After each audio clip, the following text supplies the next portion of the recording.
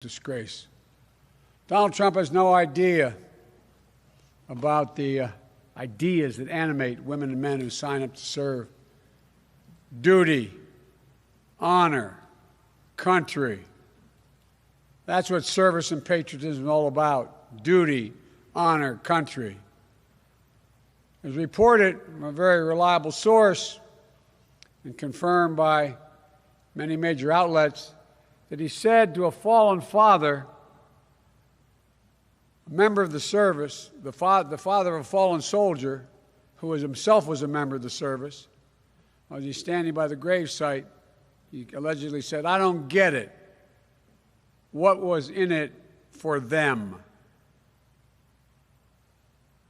What was in it for them?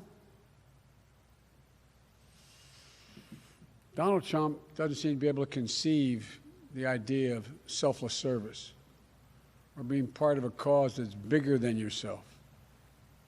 Every day I carry with me a card, and I've been doing this for the better part of 14 years.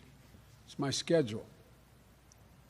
On the back of it, wherever the schedule ends, there's always a black box that I have here. It says Daily Troop Updates. U.S. troops died in Iran and Afghanistan. 6,000, as of today, 923. Not roughly 6,900, 923. Because every one of these fallen angels left behind a family, left behind a community.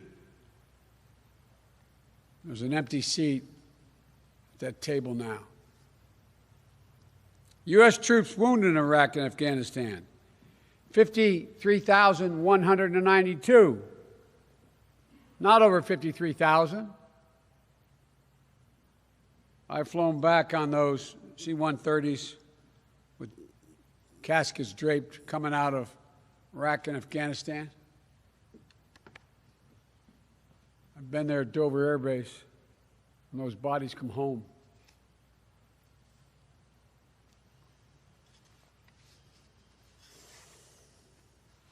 You know, and think of all the folks, and you all know it, coming home with unseen injuries. Tens of thousands coming home with unseen injuries, post-traumatic stress, traumatic brain injury, mental health challenges. As a nation, I've been criticized for this over the last 30 years when I've said it, but as a nation we have many obligations to our children, to the elderly, to the poor, to those in need. But I believe we only have one truly sacred obligation: to prepare and equip our troops that we send into harm's way, and to care for them and their families when they return.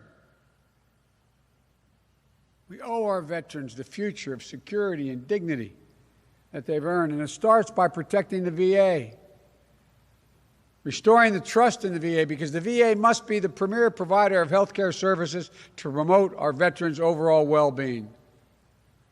That's why the VA has more specialized knowledge about how to treat veterans' unique health needs, beyond physical and mental, than the private sector does by far. It provides a community of understanding and support, facilitates accountability for veterans' health and well-being as a whole. That is absolutely vital for successful outcomes. We have a responsibility to ensure that we're providing veterans with world-class health care they deserve in every situation. That means hiring more doctors and medical personnel and professionals to work at the VA, including positions essential to veterans' health care, nurses and psychologists. We need to offer these medical professionals the incentive to join the VA. We need to pay them a competitive salary with the private sector.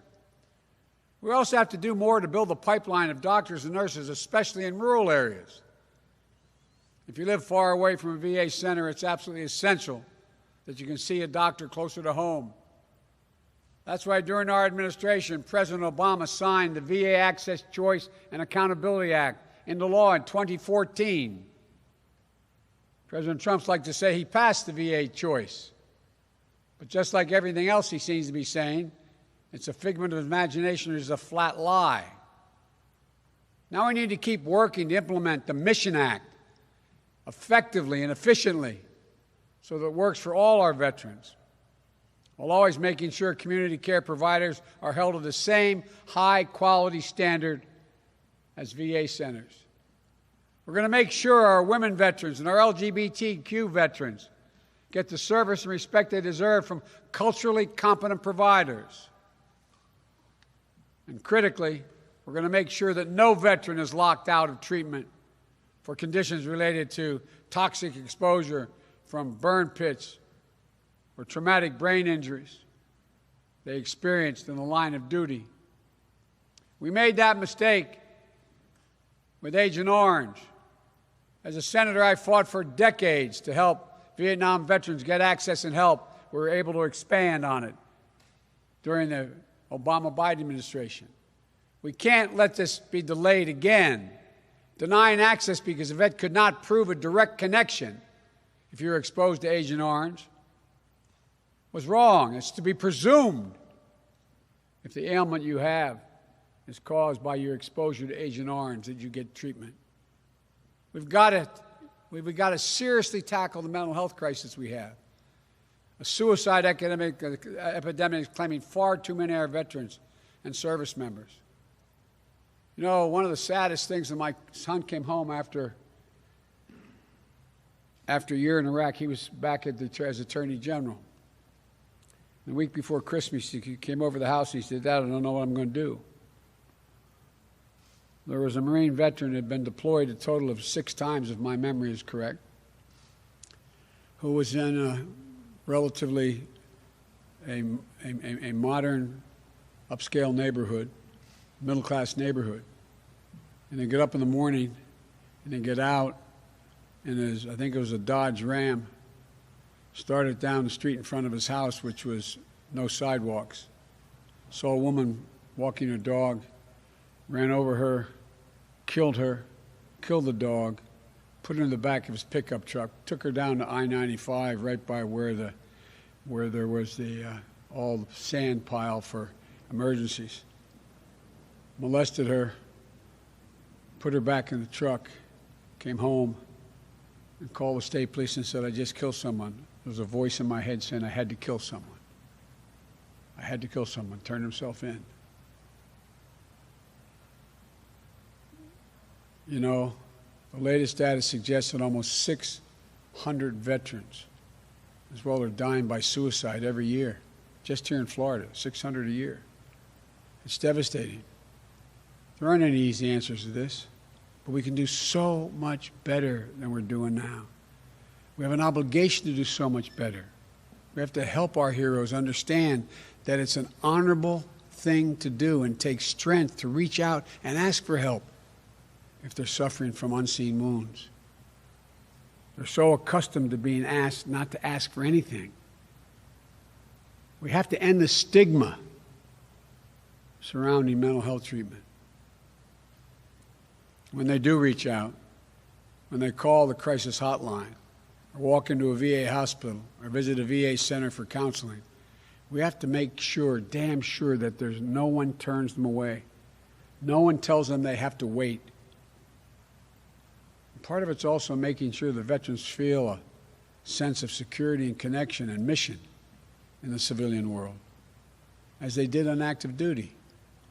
Better employment opportunities, meaningful career trajectories, education like the one student vets get here at Hillsborough Community College, which translated into greater opportunities for our vets, not just put money on the pockets of for-profit fraudulent outfits, because we got to stop that. It all matters. It especially matters how their families are treated. John Milton, the poet, wrote these lines: "They also serve who only stand and wait." Well, military families, husbands, wives, sons, daughters, mothers, fathers, they serve every single day. Tending to their specific needs and unique challenges should never be an afterthought for us. It's a national security imperative. Fulfilling our promise to our veterans and our military families, caregivers, and survivors is critical to ensuring that we not only meet our obligations, but that future generations continue to volunteer to serve. My wife, Jill, she worked on this more than about anyone. During our administration, she and Michelle Obama teamed up and started an outfit called Joining Forces, a nationwide initiative to drive concrete commitments to support service members, veterans and their families, and caregivers and survivors. To help make sure teachers are equipped to better meet the needs of military children in their classrooms and help bring down some of the barriers, because the vast majority of those kids in the school have no idea. Well, little Johnny or Mary or Jamal is worried because his mommy or daddy is stationed in a foreign land. It makes it so much harder for military spouses to find good jobs and build their careers. We have to change it, and we're working on that. Working with leaders like Lauren Weiner, Hiring Our Heroes, and Military Spouses Employment Program.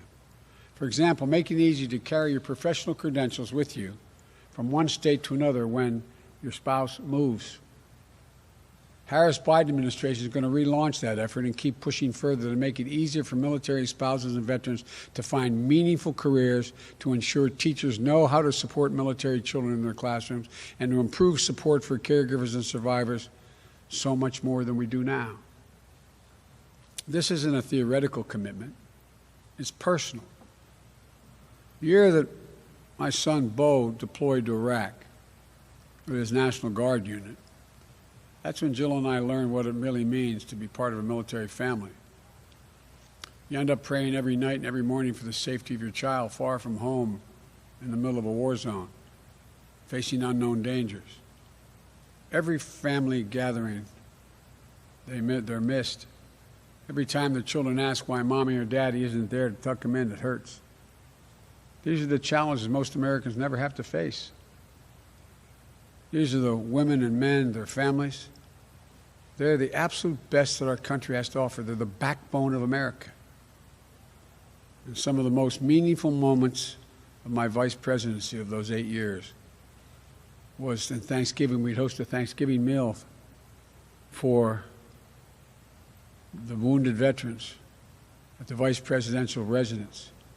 We spend every Christmas Day visiting the patients at Walter Reed Hospital. I spent time with our wounded warriors in trauma centers all across the country and around the world. And you know what the message I often heard when I walk in and say, "Soldier, sailor, Marine, what can I do for you?" Whether they're amputees or not, their arms not, they try to pull themselves up and try to salute. They say, "Yes, sir. I want to go back to my unit. Can you get me back to my unit?" Does that sound like the heart and the grit and patriotism of a sucker or a loser? Sounds like heroism to me. Sounds like what patriotism is all about. Our military is the greatest fighting force in the history of the world, and that's not hyperbole. It's the God's truth. It deserves a commander-in-chief who respects their sacrifice, understands their service, and will never betray the values they defend. They deserve better than goes on now with their commander-in-chief. And if I have the honor of ever serving as the next commander-in-chief, I want every single member of the armed forces, our veterans, their families, their caregivers, and their survivors to know I will never treat you with anything other than the honor and respect and dignity you deserve. I'll always have your back, like you've had our back, the country's back. Thank you all. May God protect our troops. Thank you.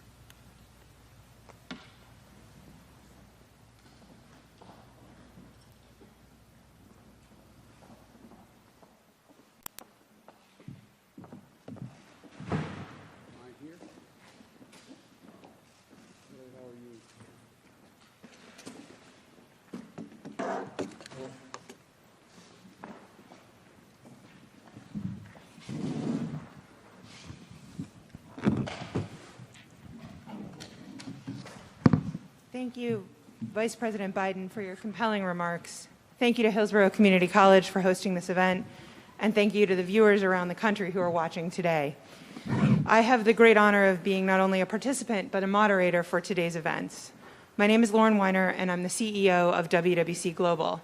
In 2004, my husband received military orders to Naples, Italy. As I prepared for our adventure, I soon realized that moving would bring a myriad of unexpected career challenges in particular. There was a formal policy on base that prohibited local military spouses from applying for professional level jobs. I had come from the White House and realized quickly that my career was at a total standstill. Fast forward 16 years, and not only have we created jobs for almost 300 military spouses and veterans, many of whom have moved with the military and with WWC Global many times, but we are also one of the largest women-owned small businesses here in the Tampa Bay area and the second largest privately held government contracting firm in the region. WWC Global is proud to have won the largest government contract award to a woman-owned business in U.S. Special Operations Command history here in Tampa. Congratulations. Thank you. All of this because me, my co-founder Donna Honeycutt, and so many other talented professional military spouses wanted to obtain meaningful employment in Naples, Italy so many years ago. We realized that much as we may want to, WWC could not hire all of the talented military spouses around the world, although we're still trying. In 2010, we launched a nonprofit called In Gear Career, now part of the Hiring Our Heroes program, to give back to this incredible population that had helped us grow. We also started Homefront Rising, an annual training program to help military spouses get engaged in the political process across the political spectrum. Military spouses are 4 times more likely to be unemployed or underemployed than their civilian counterparts, a 24% unemployment rate pre-COVID. This is a staggering number. But hiring military spouses isn't simply the patriotic or right thing to do. Hiring military spouses is good for our economy, it's good for individual businesses, and it's good for our force readiness.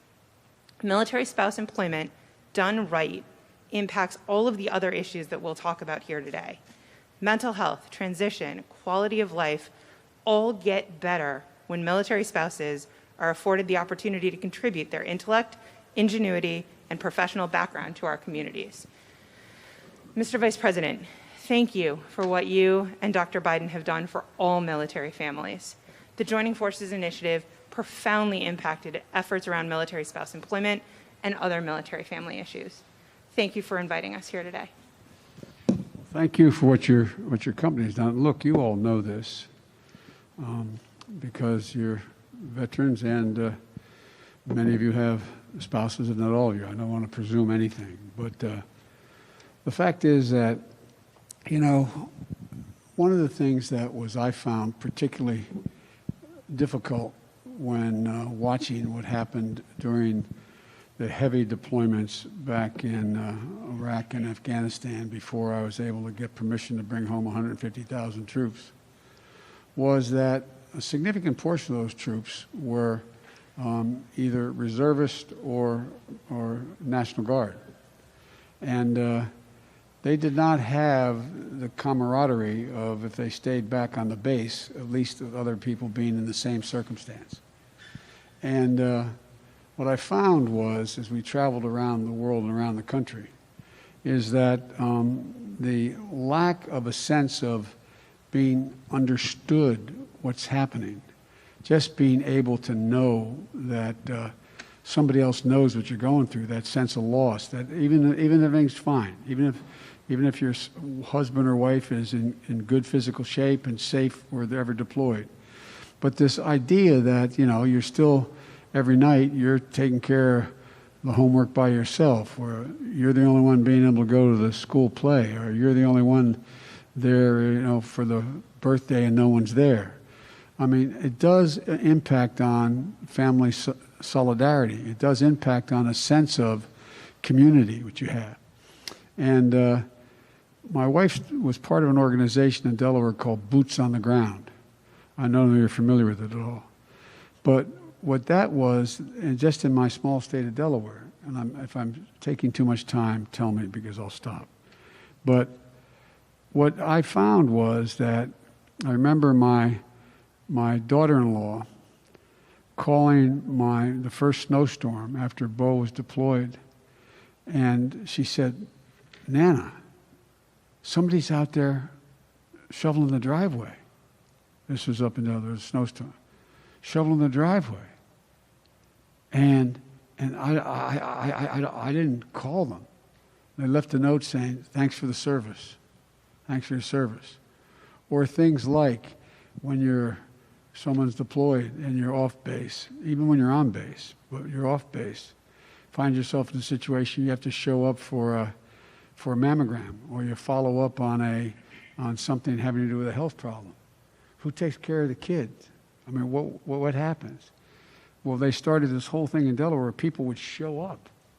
People would just volunteer. They'd give phone numbers and say, "I'll be there," and show up.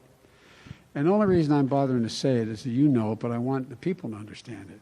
It does help with the psychological help, this sense of community. You didn't volunteer to serve, all of you, to get thanked. You volunteered to serve because that's who you are. You're not used to saying, "Well, thank me, I did something special." But it matters when people know what you've done, and they're just generically supportive of what you did, respect you for it.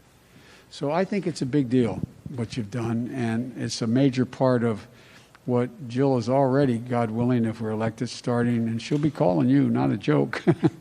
I'm always happy to take her calls, sir. To begin and reignite, joining forces again that she and Michelle had done. So, but that thank would you. be amazing. Thank you. Next, we've got Deshaun Hines, who's going to speak to us as well. Thanks, Lauren. I appreciate it. Yes, sir. It's an By the honor way, to when meet my you. son got promoted to major and got the Bronze Star, I said, "Congratulations, you're now a field grade officer." He said, "Dad, I don't know who runs the military. Sergeants." So, who the field grade officers are. But anyway, so especially the Marine Corps. Yes, sir. It's an honor. I know you hear that a lot, but I really truly mean that.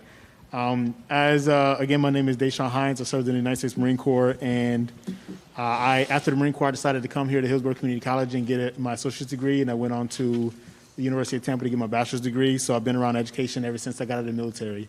Luckily, they found that I was great with veterans, so that's why I decided to come here and work with them.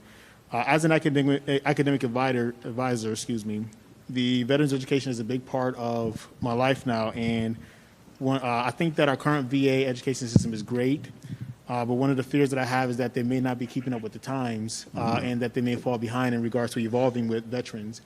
As you probably know, there's a lot of veteran-owned businesses now, and that's because we have great entrepreneurship programs that are starting to come out of colleges. That's right. Such as the one we have here at Hillsborough Community College, ran by Dr. Andy Gold and Beth Curley, to where they can have a veteran go from idea to actually starting and making sales in just 4 months. One of the concerns I have is after they have their company, they may not, a lot of them don't come back to finish their education, and their VA GI Bill just sits there. And, one of the things that we had mentioned was if there was a way that we can possibly get it to where they can maybe use the benefits that they're not going to be using for education to fund their business if they don't come back to use it. So I was wondering if you, in essence, were thinking about that or about the VA education. Another issue was, which you had touched on in your speech, was veteran suicide. As you know, we've all heard the term the 22, and it hit home personally with me where I had a young Marine named Frank Smets who went to a VA hospital who was already getting assistance with with health care and with mental illness, and told them that he was going to leave and commit suicide if they didn't help him, and unfortunately he didn't. He walked out and ended up committing suicide. So I know a lot of people talk about doing something or stopping it, but it seems like it's still a big issue, and so I appreciate what you have said and how you're going to take action behind trying to stop this pandemic. Well, look, there's a couple things, and again, tell me if I'm telling you more than you want to hear, okay? Because I know you all know all of this. But first of all, one of the things we're finding is that I used to have a friend who was a great basketball player years and years ago, back in the days when Providence College had those great teams, and Reardon and Walker, the all-pros, ended up being all-pros, were on that team if you're a basketball fan. And his name was Pete, and Pete was not that interested in academics, but he was a smart guy. And he used to have an expression. He'd say, you got to know how to know. You've got to know how to know. I can take you to the Library of Congress, and if you don't know how to read the card catalog using the computer, it's of very little value to you, all those thousands and thousands of books. Well, I find the same thing, and it didn't start off in the context of veterans, but I found the same thing with entrepreneurs. There's an awful lot of entrepreneurs, and you see what's happened. Well, I won't go into that, but awful lot of entrepreneurs, and it started off dealing with minority entrepreneurs who, given the opportunity, are as successful as any other group of entrepreneurs. That's why Barack and I started this program for giving money to state small business associations that they could then fund and bring outside the federal government, attract private funding to help people get started. Well, what I was amazed about when I read about your program down here is you provide the kind of help that teach people how to know. They may not know that they need this particular accountant, or they may not know how to get in contact with a lawyer to get the documents that are needed to be done. They may not know the detail because most of the big banks don't like lending to small operators. And so what you've done here is that you, in fact, have provided for these young entrepreneurs and these military entrepreneurs. You've sort of shown them the way. I don't mean take them by the hand and say, come on now. They've got great ideas, but they don't know the system well enough. Their idea is as good as anybody else's idea. And if they get the chance to get the infrastructure set up to be able to start whatever that entrepreneurial effort is, they can do very well.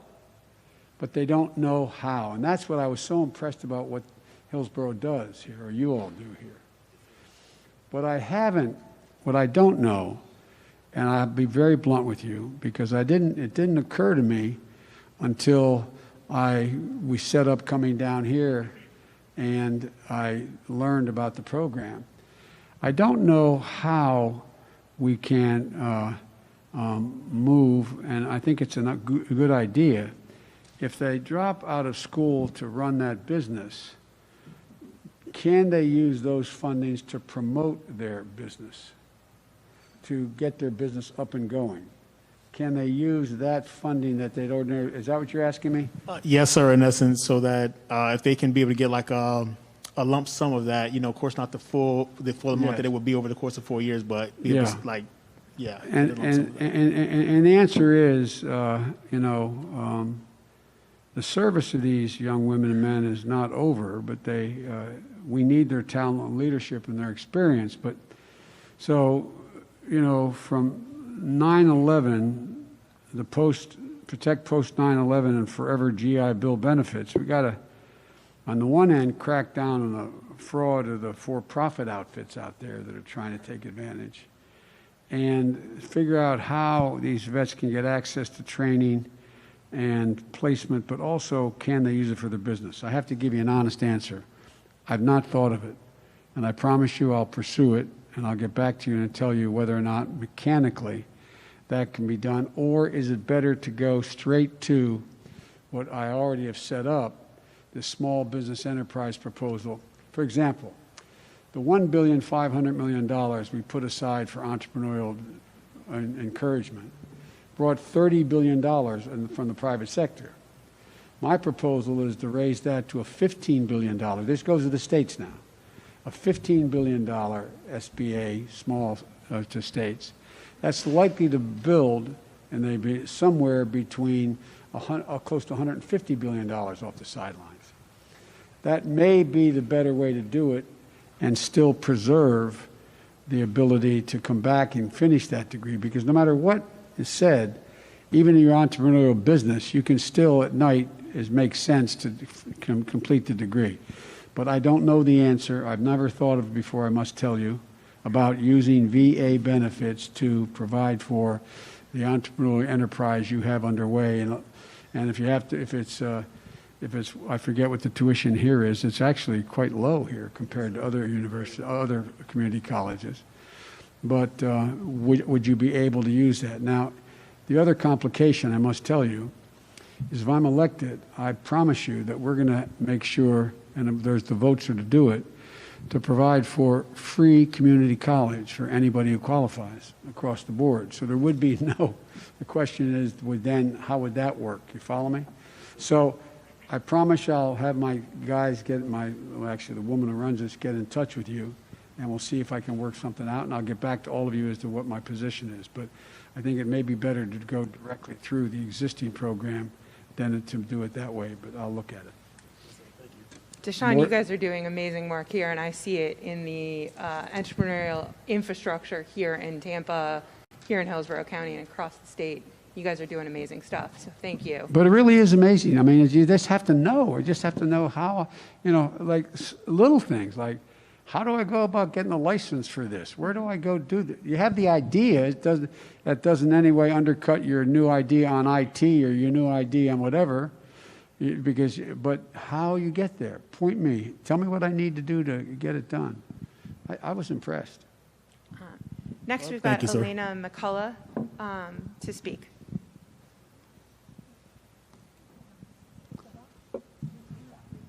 Hello. Hello, Lieutenant. How are you? Yes. So I wrote a little story to tell you about my military career. I was born and raised in the Dominican Republic.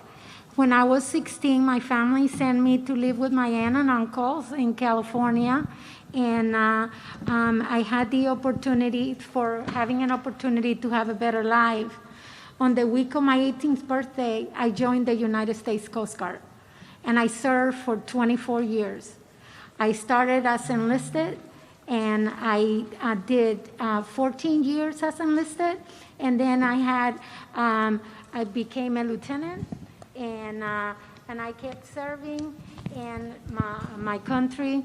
The highlights of my careers are a liaison major interdiction operation in the Caribbean and maritime efforts in the WTO in Miami. I was very proud of my military career. But I have one issue that I have been talking to a lot of people, and they're very concerned about it, and it's Social Security. It's crucial. It's a crucial program for millions of hardworking Americans, including veterans. Florida is home of the second most military retirees in the country. We have contributed to Social Security our entire lives, and with the expectation that we will retire, and if we become disabled, Social Security will be there for us. But now President Trump is threatening to defund Social Security by cutting the payroll tax. So many retired veterans depend on Social Security. Part of the reason that's why we're supporting you, because you will protect Social Security. And I can't imagine an alternative. That's why we are working so hard to make sure that we have you as our president. This is both simple and complicated. Number one, you all know the way the Social Security system's been funded because you've been paying into it your whole lives.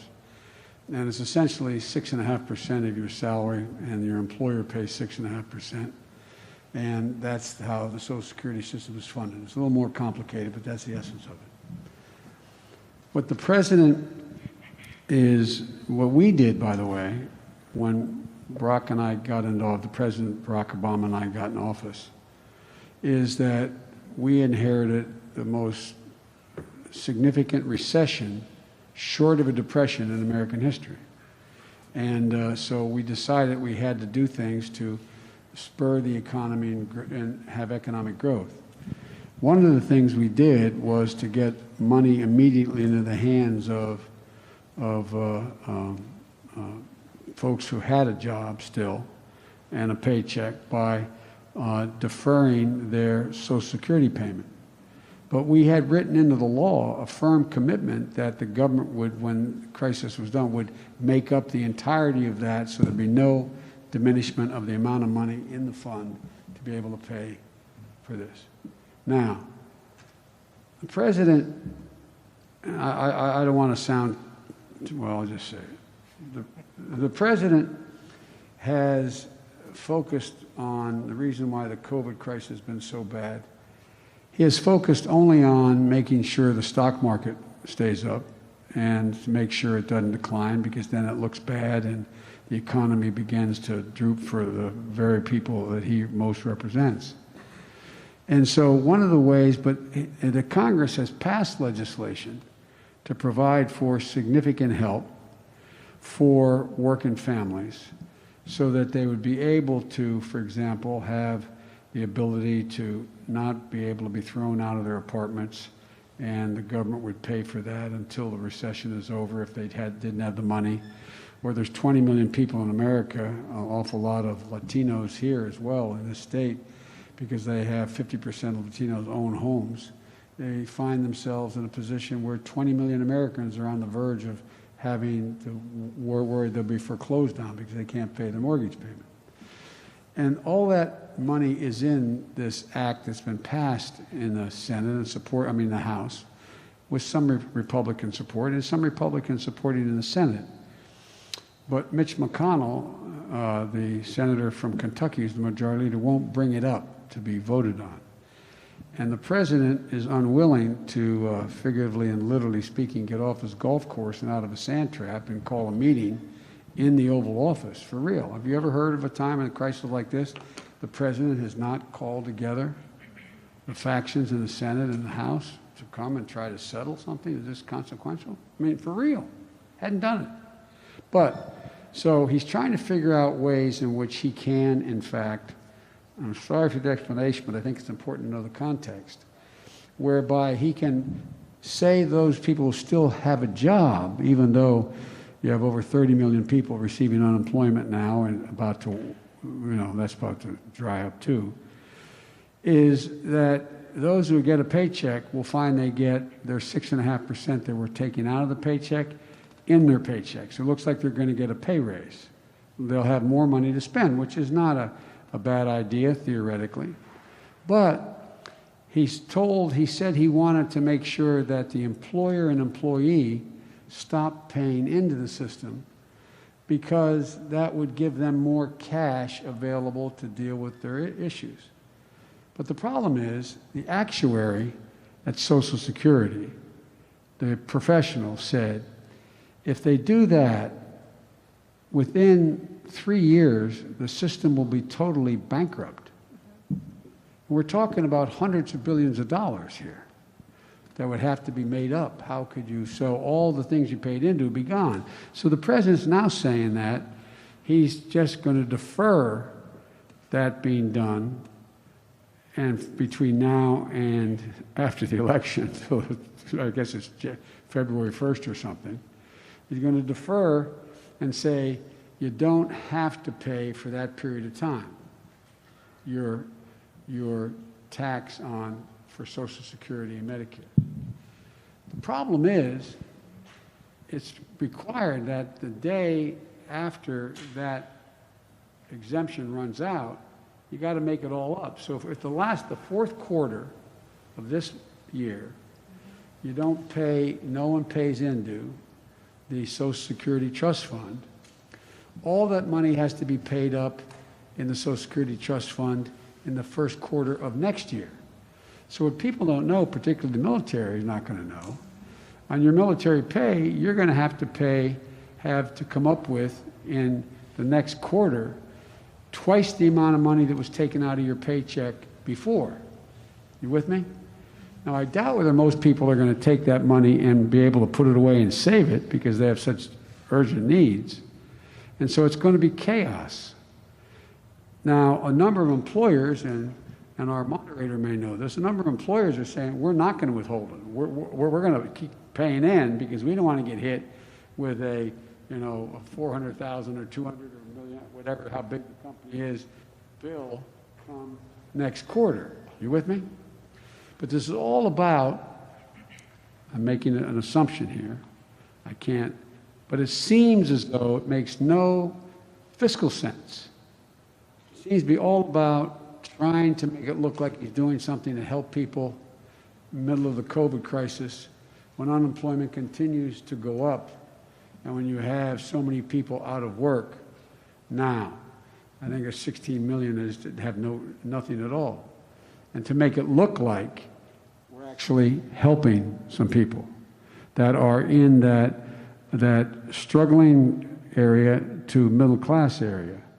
It'll put more money in their pocket now, and they say, oh God, he's doing something to help me. It's like the one thing he wants passed again out of this next round that they're still stalled on is he wants to be able to send that $1,200 check out per person because he literally signs it. That's his name on it.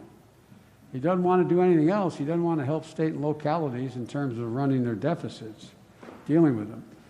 I'll end by saying the reason I know a little about this is when we hit the recession, President Obama asked me to see if I could convince my Republican friends to join us in what turned out to be an $800 billion recovery package that would be distributed within 18 months, and so that, in fact, we wouldn't go into a depression. Even outfits like the Heritage Foundation, conservative think tanks, acknowledged it kept us from going over the cliff.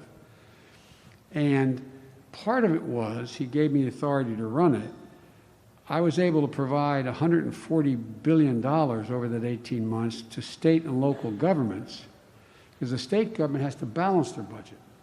If you're the mayor of this city, you have to have a balanced budget. You can't run a deficit. And when you're running a deficit, it means you lay off school teachers. You lay off the fire department, or not the whole department. You lay off firefighters. You lay off police officers. You lay off first responders. You lay off doctors in the public hospitals, et cetera. And so he's refusing to do that. And the consequence, he has to demonstrate he's going to get something out there. You with me? And I think that's what this is about. I just wish, and I really mean this, I wish he would, in fact, just say, we're going to call a meeting in the White House, and we're going to stay here till we get a deal done, Democrats and Republicans. Now, apparently there's a lot of Republicans who are willing to get a deal, but apparently there's 20 Republicans, very conservative members, who say they don't want to spend any more money. And so that's the hard part, getting the majority leaders in a spot that he can't. I'm talking too much specificity here, but I want you to understand what's not happening. There's answers. The House has already passed this legislation to make sure that you still get your Social Security, make sure Medicare is expanded. Like in this state, there's not expanded Medicaid. Well, guess what? You know, you got a lot of people losing their health insurance. And every other state out there, not every other, but most other states, under the Affordable Care Act, the federal government will pay 100% of the money for Medicaid, which takes care of the poor, and then after several years pay 90%. But a lot of Republican governors don't like Medicare and Medicaid and don't think the government should do it, so they don't want to take on that responsibility for the 10% down the road. So it's all caught up in that. I hope that explains it, but I think it's a big mistake, and I think that we should, at least if the president's done this, which I think is a very bad idea, he should be honest with the public and say, but you're going to have to pay this back in the next quarter. So if you're an E5 and you're out there trying to keep your family, you know, going here, and you're paid, I mean, you're still in the military, but you're home based, you got to know that, God, that's a little bit more money every month, every paycheck from the military, but I'm going to have to double it going back. I'm sorry it takes so long, but I think it's important for people to understand exactly what's going on. Thank you, sir. That was extremely comprehensive and extremely helpful. I'll be less comprehensive. I'm sorry. I feel very passionate about this stuff. Maybe it's because I come from a family that, where Dad didn't have a job and we had to move, and you know, and you figure it's about the next meal on the table. I mean, it's, you know. Yeah. Well, now I'm going to turn to Reverend Dr. Glenn Dames. Thank you, and thank you, Mr. Vice President, for being here today. I'm the Reverend Dr. Glenn B. Dames, Jr. I am the senior pastor of the Allen Temple AME Church here in Tampa, and also a U.S. Army veteran. I'm excited to have you here today, and more excited to do everything I can to make sure you get elected to be the next president of the United States of America. Just pray a heck of a lot. Mr. Vice President, I want to first say that your son, Bo's memory is still etched in our memory, and he was indeed no sucker or loser. He was the epitome of bravery and sacrifice. And to this day, we still honor his memory. Thank you. And his sacrifice to our country and to his community. Mr. Vice President, when I was in the Army, I served as a mortuary affairs specialist at Fort Lee, Virginia, and I had the wonderful opportunity to serve at the Armed Forces Institute of Pathology in Washington, D.C. at Walter Reed Hospital, where I got an opportunity to see firsthand the disparities, unfortunately, of African American veterans. Yep. That's one of the things that is passionate to me, is the disparities that exist in federal medicine, especially in the VA system when it comes to African American vets. We fight so hard for things that should rightfully be ours, and we're always the first to volunteer to serve our country and community. And so I'm hoping that you can put together a plan, your team can put together a plan to help bridge that gap, that disparity with African American veterans who have served their country honorably and deserve benefits. To that point, I am currently working with a veteran who's a member of my congregation. His name is Mr. David Hicks. He has been retired for 28 years from the United States Air Force, a Vietnam veteran. Excuse me, because I get emotional. A Vietnam veteran, Agent Orange, and to this day, he is still fighting for benefits. 28 years after his retirement, after serving his country honorably, he is still fighting for benefits. And he and his spouse are both disabled. They have a son that's taking care of the both of them, and they cannot get the benefits they need to make their ends meet. I think that's abhorrent, and I hope that as president, you can do something to help expedite, bridge the gap, and help our, especially our African American veterans get the much needed care that they deserve from the VA system. And then secondly, is veteran retooling. With all the layoffs that COVID-19 has caused, we found a lot of our veterans are having to look for reemployment. And as a result, Mr. Vice President, they need desperately to be retooled. And there's not very many VA programs that can help them retool in this particular process. And I'm hoping, Mr. Vice President, that you can and your team can put together something to help our veterans retool in today's economy. Well, look, first of all, your parishioner is, congregant is not alone. Doesn't make it any easier. When you're in that situation, you're alone. It's you, okay? Number one. Number two, I see two pieces to what you're talking about here. The first piece is the gentleman you referenced, who's been out 28 years, is still fighting for access to service and his medical needs being cared for, having been exposed to Agent Orange. I was the original co-sponsor a long, long time ago. I got to the Senate when I was 29 years old, 30 years old. And right from the beginning, a generation where the whole fight was about Agent Orange. And some of you, none of you women are old enough, but a few of you men may be old enough to remember, that the argument was that in order to be able to get veterans benefits, whatever ones are related to illness, what you had to be able to show is a direct causal relationship to that immune disease you may have and been exposed to Agent Orange, which science was not able to absolutely confirm precisely whatever whether it was a brain injury or you had an autoimmune disease or whatever, they couldn't prove beyond a reasonable doubt that it was caused by Agent Orange. Therefore, all these folks were left out.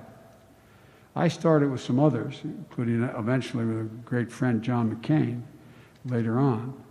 But this program to say, all you have to do is show that you were, in fact, exposed to Agent Orange.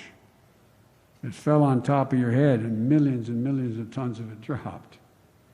And whatever illness you have that is inexplicable relating to your immune system, tumors, etc., would be presumed to be a consequence of the exposure.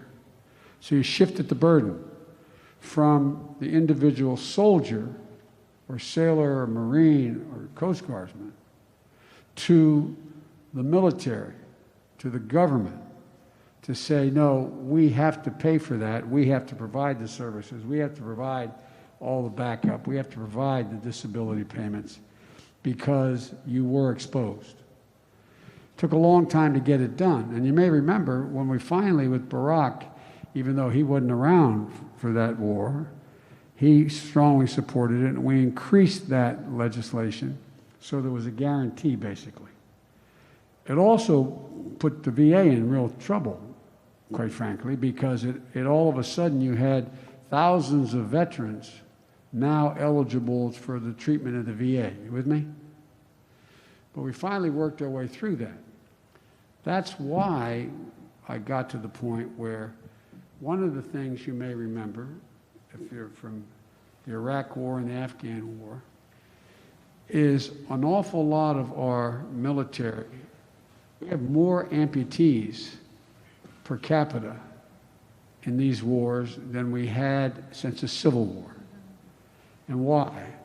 Because of IEDs, improvised devices buried in the ground and going by with a Humvee, not a just going by with a vehicle and getting blown up. And so many were dying. But what happened was there was an effort, there was a recommendation by some in the military that we could do, an up-armored MRAP could save a lot of lives, but they're very expensive. And the military wanted to spend the money on other needs they saw. But I became how can I say it politely, a royal pain in the neck to everybody on the Senate floor. And I constantly went to the floor saying that we will be responsible for these deaths and amputations if we don't act. We have something that can fundamentally change the effects on a soldier or a sailor or anyone who's blown up an IED with these new vehicles. And they've saved thousands of lives in the meantime.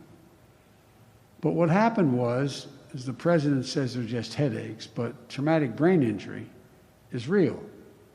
It causes significant physical consequences and psychological consequences as well. And so what was happening, I wanted to make sure we didn't go through another period like we did in that fight to finally get coverage for people exposed to Agent Orange after all those years. I didn't want to have to go back and have a debate, how do we make up for it? So now, if in fact you can demonstrate you have traumatic brain injury, you have a brain injury problem, and you were in an area of concussion, it's assumed it's because of that concussion. You don't have to go back and prove, no, I was there on this day, I was 300 yards from that IED, and this happened, and I got to prove, and I got a doctor to say that's precisely why this injury occurred in my, And so we wouldn't have to go through that again. But it takes me to the larger question you have. What about dealing with all the things that African Americans, military members or veterans, what about the fact that they get left behind? And they do for several reasons.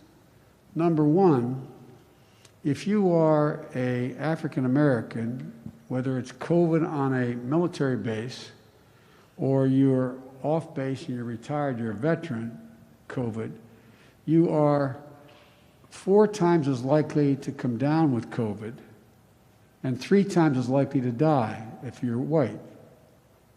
That's because a lot of preconditions that exist. If you are Hispanic or Latino, the ratio is 2 to 1 and 3 to 1, but it's still much higher because of other exposures that exist and the lack of ability to be in circumstances where your physical health has been able to be taken care of because you've had the insurance and the like for preventive stuff early on. So a lot of it has to do with everything from having diabetes to other problems that are complicated. That's why you see so many people, white and black and Hispanic and Asian Americans, dying because of pre-existing conditions that are out there. So one of the things that we have to do is we have to focus on those veterans, and you're talking about veterans now, African Americans, who have been had that exposure to whether it's COVID and or anything else, because they're in a position where they're more likely to be susceptible.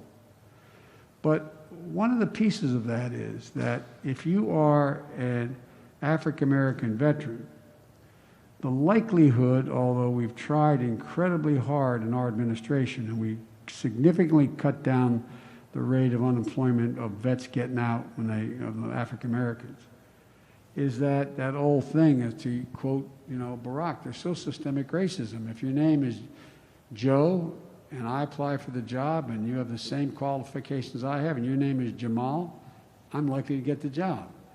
It's just a fact of life. And so what we're not doing enough of is bringing in veterans, and you probably have it right here in your programs here at school. That seems to me you probably are emphasizing it and dealing with it.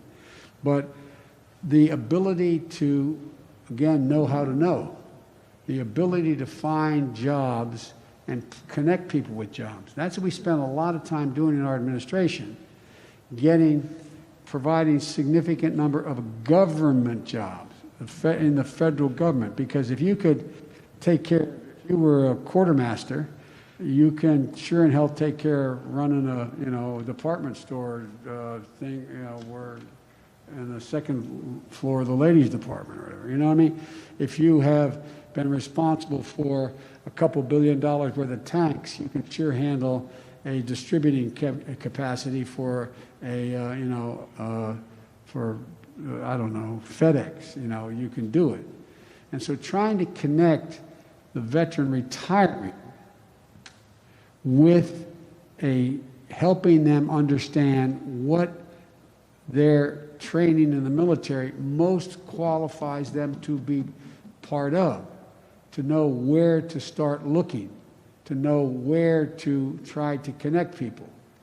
And that's part of what I think the VA has to do more of, not the health side of it, but the connection side. Again, our moderator, you probably do that already in your business. But people don't realize that I have this skill. That skill may not work very well for me to go in and be a salesperson, but it may work very well for me to be a warehouse manager. It may be a place, you understand what I'm saying?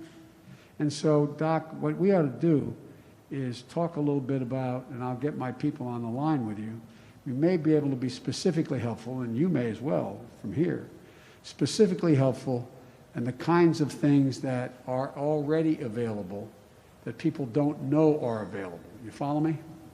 But explicitly, it's the more helpful, and by the way, white guys with high school educations come out and they're having the same kinds of problems and not as bad.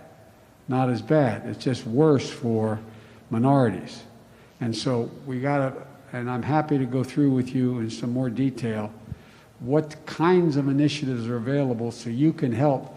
For example, if I were still a senator, if I were still, well, I can do it anyway. You ought to get us in touch with your individual you're talking about and see if we can do a little bit of casework here and guide a little bit. But larger than that, that's one person. Larger than that, we have to expand the access to these programs that connect a veteran with their most likely area of employment. They may say they want to go and, I don't know, do whatever, but it may not be their skill that they acquired in the military may not in any way enhance that piece. Am I making sense? Okay. All right, sorry. And there are some great... You got to ask me some easy questions here. I mean, I don't think anyone's going to ask you any easy questions, sir. There are some great programs out there, both government but also nonprofit, that are doing that, and it's a good thing because we are getting better. The next person that we have is Elliott Steele. Good afternoon, Mr. Vice President Biden. My name is Elliott Steele. I'm a veteran, and both my parents were veterans. My wife and I are founders of Vincent House, Florida's first internationally accredited clubhouse for people with a mental illness. As we all clearly know, if someone experiences an injury, heart attack, or prosthesis, they go through physical therapy to learn to walk on that uneven sidewalk, get their stamina, self-esteem, and self-confidence back, and then they're successful at returning to work and having a purpose in life. Before Vincent House, veterans and other people with mental illnesses in Florida did not have that opportunity. Vincent House is a clean, safe, restorative community that is built upon respect and dignity, something people with a mental illness rarely experience. In addition to the opportunity to practice work, participants, called members, can find a purpose in life through voluntary work running the clubhouse and relationships developed with staff and other members. As a veteran myself, I wanted to ensure veterans were included from the beginning almost 18 years ago. We had veterans from Bay Pines VA visit us weekly and participate in our work order day. Many became members, and membership is for life. Since inception, our members have collectively earned over $7.5 million working real jobs in the community. Many of these members were written off by their doctors, Department of Vocational Rehabilitation, their families, and sometimes themselves as unemployable. Even more importantly, they have broken that cycle of perpetual patient. Vincent House has grown into 2 additional counties, with the most recent one in Pasco County having their ribbon cutting tomorrow. Additionally, there are now 11 clubhouses in the state of Florida. There are over 300 international clubhouses in more than 30 countries. 200 of them are in the United States. My goal when you become president is to assist your team in providing increased mental health funding to offer veterans and other people with mental illnesses the opportunity to become a member in a clubhouse in their own community. Just a short example of one of our many veteran members. A Vietnam vet decided to go back to school. He got his master's with honors. He's a certified addictions counselor. Today, he does a weekly Double Trouble program for our members. And Double Trouble is a program, a 12-step program for people with mental illnesses and addictions. So he's giving back to the clubhouse. And I thank you for this opportunity to share with you Vincent House. Well, thank you. Look, as my mother would say, if you're here, you're doing God's work, kid. They really are. You know, we've learned an awful lot in the last decade about a lot of things relating to health and well-being. One of them we learned is that the double addiction of mental health and substance addiction. We always thought that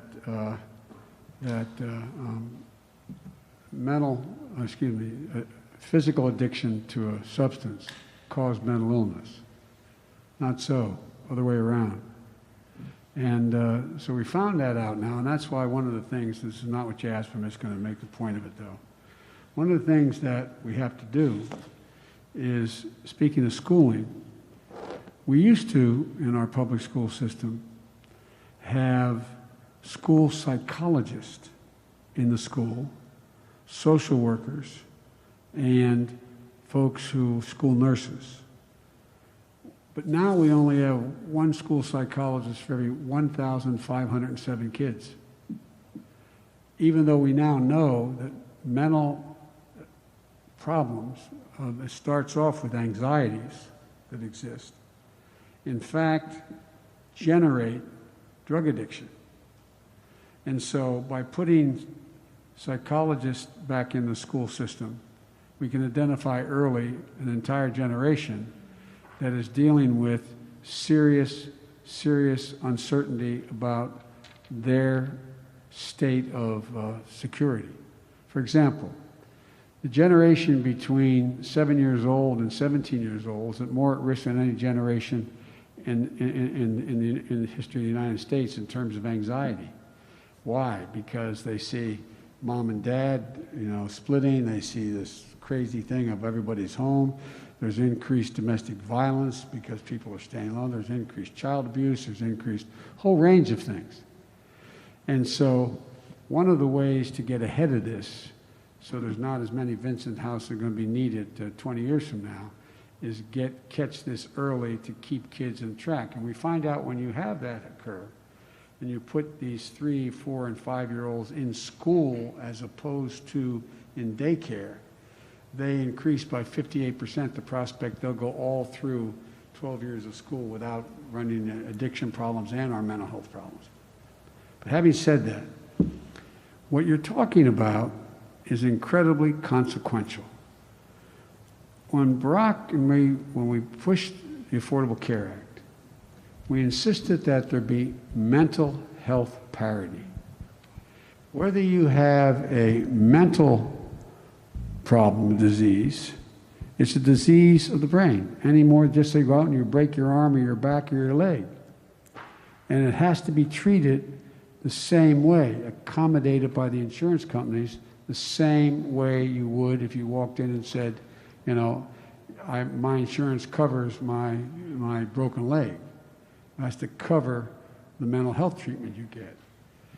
But in addition to that, we are so short across the country, as you know, with community mental health centers, with access to mental health, period, that one of the things I call for is a multi-billion-dollar investment in community health centers. But secondly, making sure that we are in a position that nonprofits like you guys are a major part of the operation of bringing people into this gambit we have here. Look, there is an outfit called, the Wounded Warriors. They had that march across the United States. These are brave women and men, and both American and European and out of England and other places, that we literally marched across the United States. My wife and I spent 2 days with them doing part of it.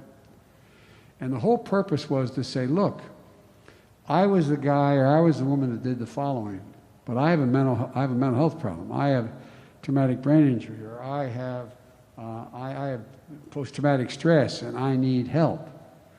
Because they wanted to show all those vets out there that, in fact, you shouldn't be ashamed of needing mental health help any more than you should be ashamed if you went and you broke your arm or you needed glasses or whatever it was. And so one of the big things that we started to do and was making some progress, and you'd know better than anyone, is we made an effort in our administration to take the stigma off of seeking mental health assistance. Number one. Number two, what you're doing is providing a community for people who have gone through similar circumstances and now know I'm not alone. I'm not the only one that this happened to.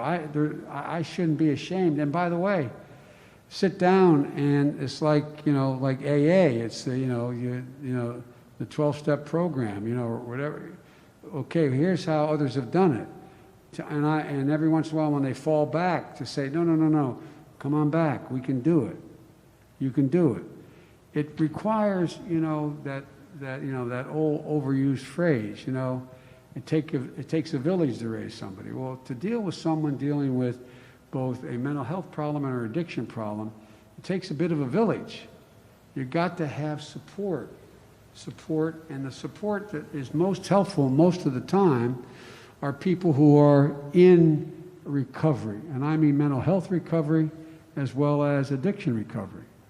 And so one of the things that, and by the way, this whole notion of dealing with the idea that, look, more vets are dying, and active duty military are dying of suicide than all the veterans, all the military that have been killed in wars or conflicts since 9/11.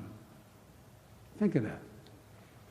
More people are dying by suicide, mostly with getting access to a gun and blowing their brains out, than died in conflict, in military conflict since 9/11. And so it is a sad, sad thing.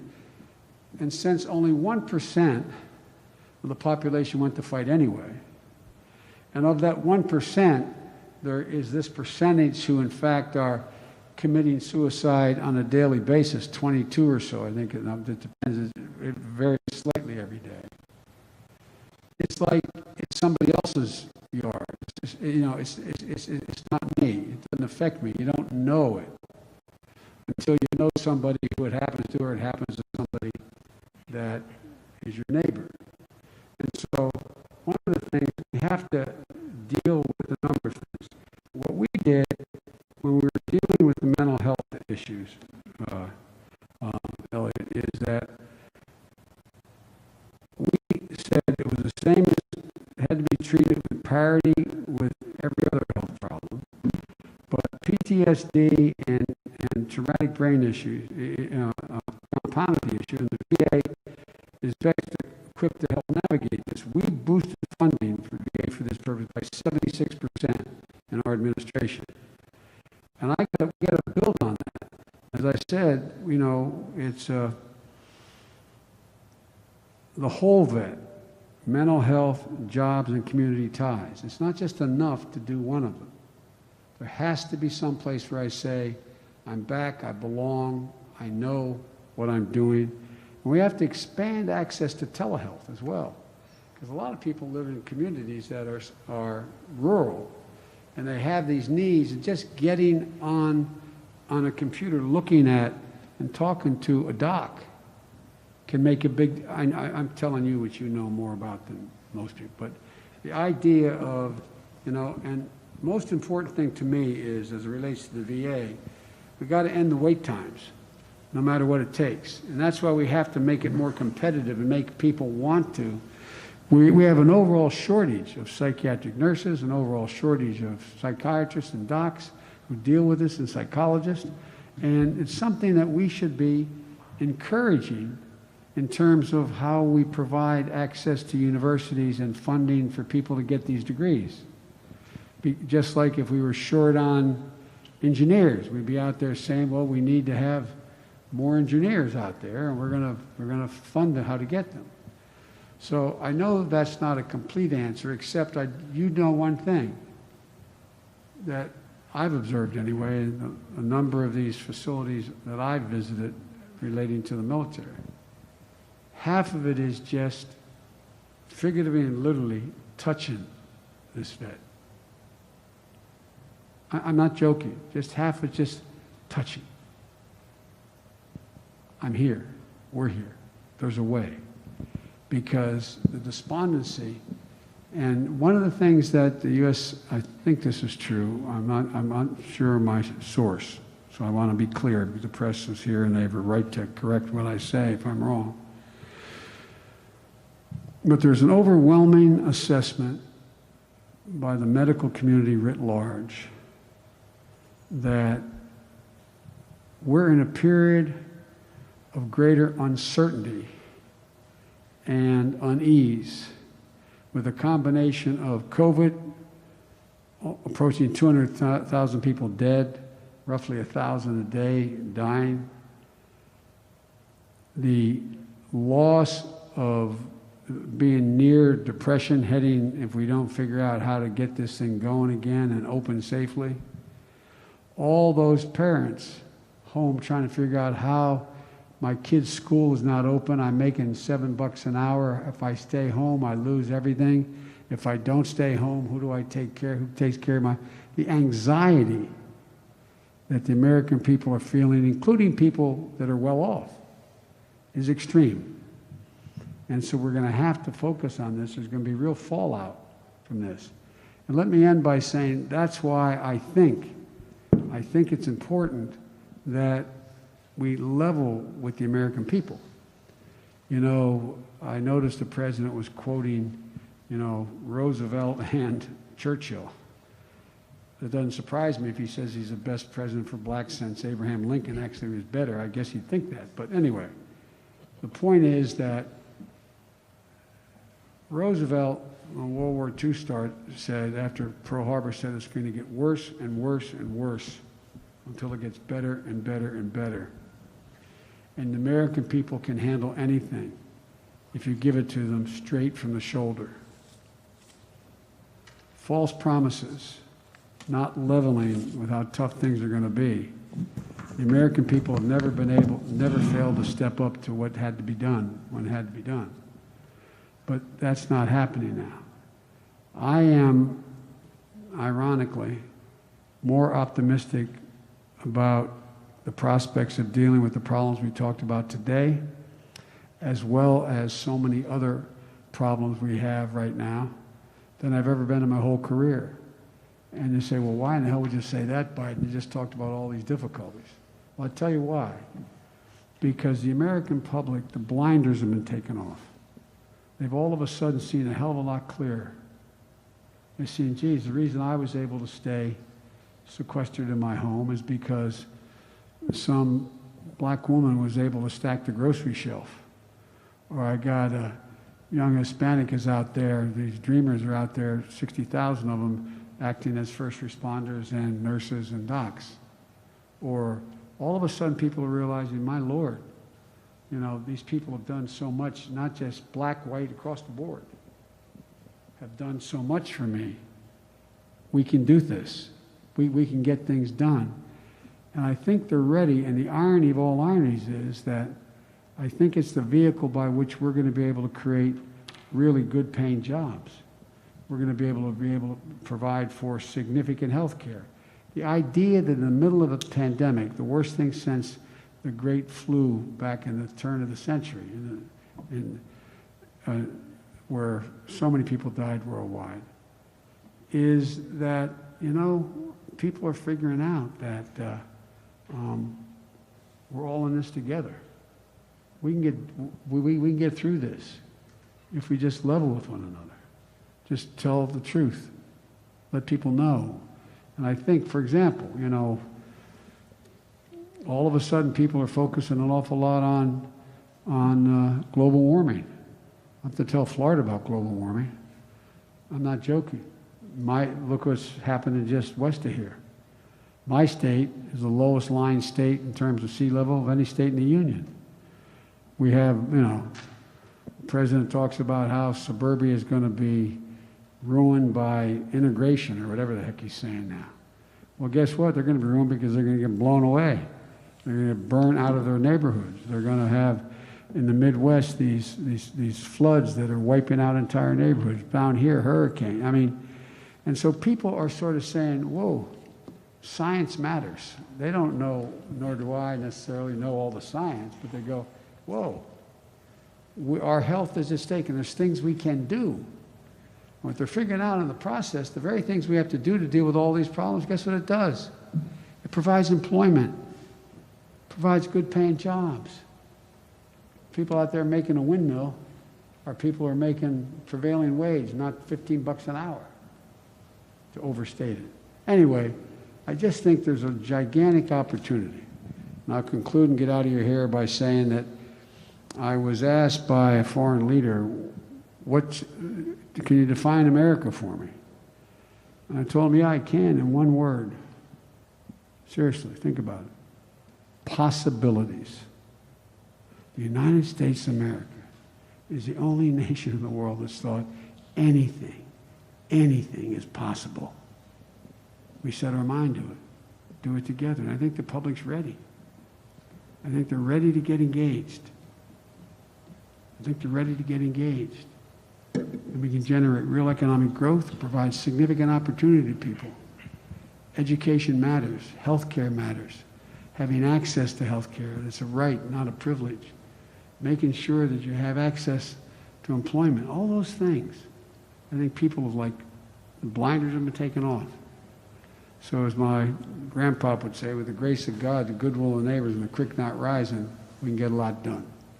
Sir, we have one more I'm person. I'm so sorry. No, General, No Brigadier General. problem. Major General I'm Haddad. sorry, fire away. Hey, Mr. Vice President, it's an honor to be here with you, and thanks for the opportunity to be here at this round table, or I guess more appropriately, it's a rectangular table. But real quickly, a little bit about me, and then I'll get into what I want to talk about. I'm a proud descendant of Lebanese immigrants.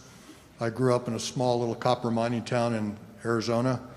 I played football at the Air Force Academy, hence the nickname Beef. I had more hair, was a little larger back then. And Didn't I meet you? Pardon? Didn't I meet you? Sir, we met in 2016. As a matter of fact, where's that? I got your coin right here. Where you drink?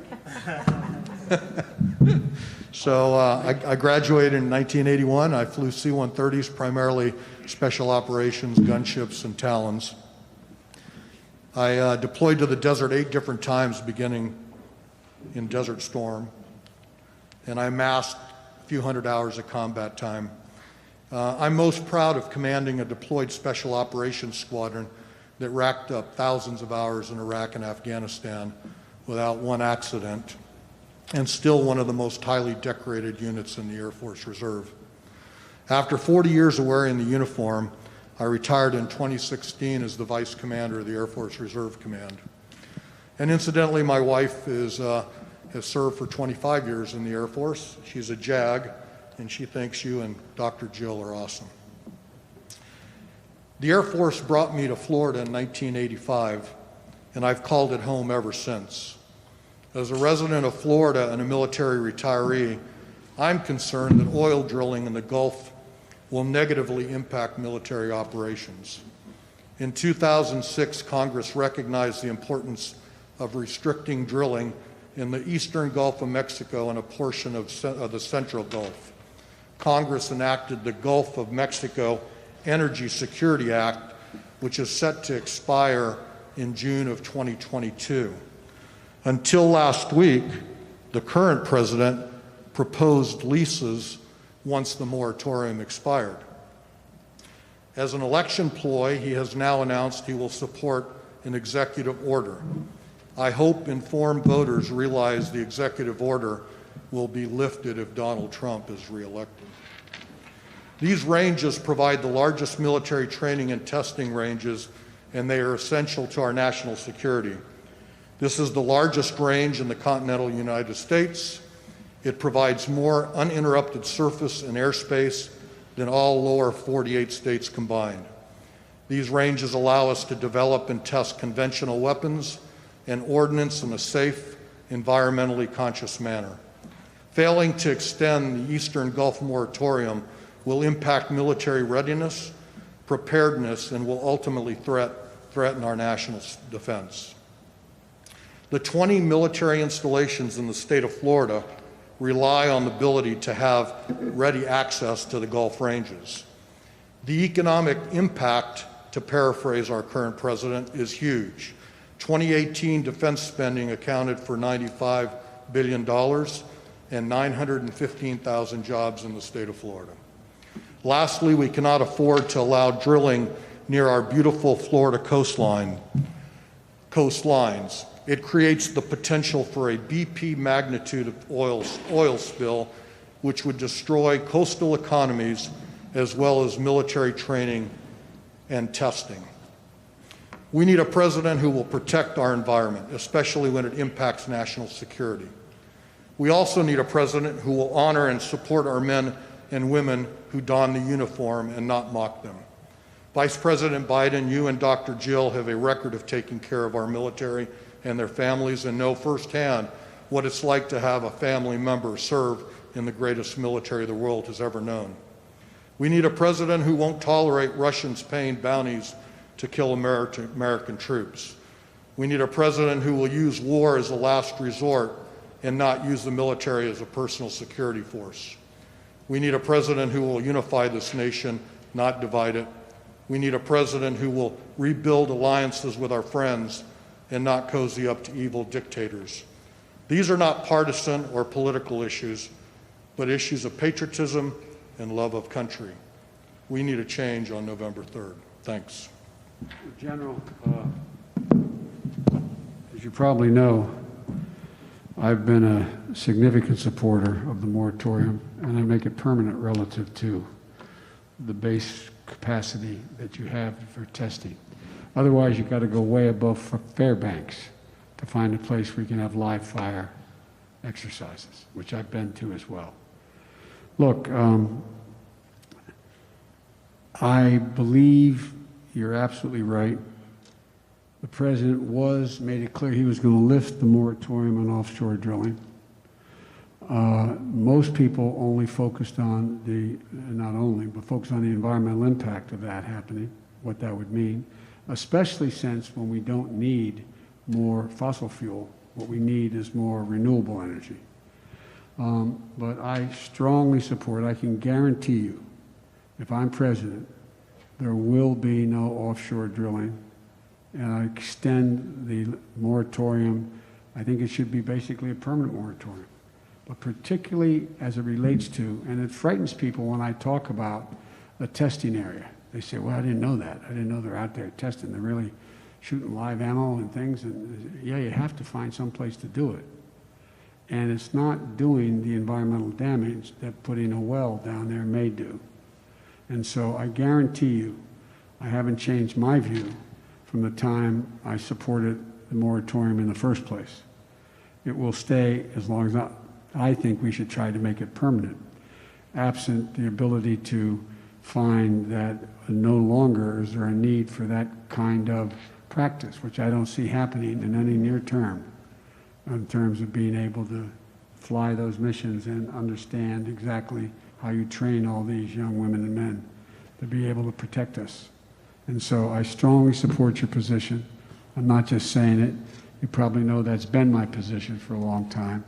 But I must admit to you, even if we were not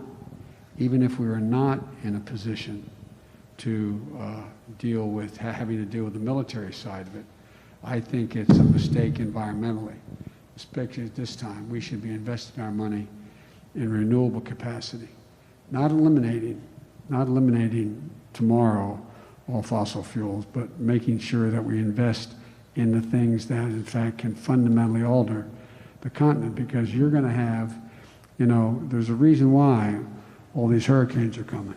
The water is getting a hell of a lot warmer off your coast in the Caribbean, and it's getting awful warm also in the out west, and El Nino. So I completely agree with you, and since I already made a closing statement, I won't.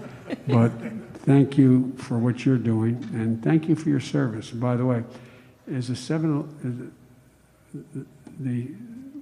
what's the unit? The 711? It was a 711 Special Operations Squadron. Yeah. You guys are amazing, man. They did amazing things during both Iraq and Afghanistan, and they still do amazing things today. They sure do. And by the way, the president's met and talked with Putin 6 times and still hasn't mentioned the bounty on the heads of Americans in Afghanistan and the recent ramming of American vehicles by Russians in Syria. and injuring American soldiers. Not even mentioned. Sir, Not read. I can't tell you how much we all appreciate the time that you've taken today, really. I think I speak for all 6 of us here. Your commitment to the military is undisputed, and we really appreciate the time that you're taking to address these issues. So thank you. Well, one last comment, actually. I think that, look,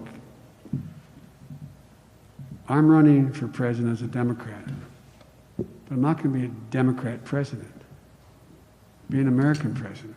And the one thing we've always had bipartisanship on is support of the military. I mean, think about it. There's been extremes in both parties, but support for the military, the sacrifices they make. And I can tell you, if I'm elected, I'm going to spend as much time trying to help people who didn't vote for me as those who did. So thank you so very much. Thank you very much. And I'll be back to you on what we talked about, okay? The bad news is I show up when I'm invited, so, you know. Your poor relative, well, I'm like the poor relative. The poor relatives show up, eat all your food, stay longer than they should. The wealthy ones don't come. I'm like the poor relative. I show up, so thank you so very, very much. Appreciate it.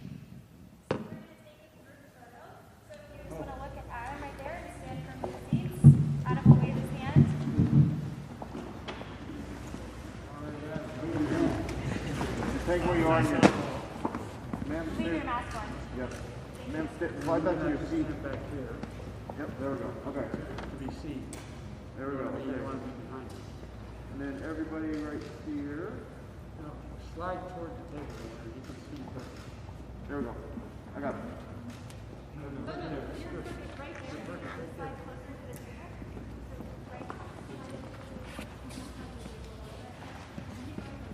Right there. That's it. Okay. And right here, 1, 2, 3. And thank you guys. Thank you. Every time a person says, every time I walk in my grandpa's house up in Scranton, he goes, Joey, keep the faith. Family will know you. Spread it. Spread the faith, guys. Thank you so much.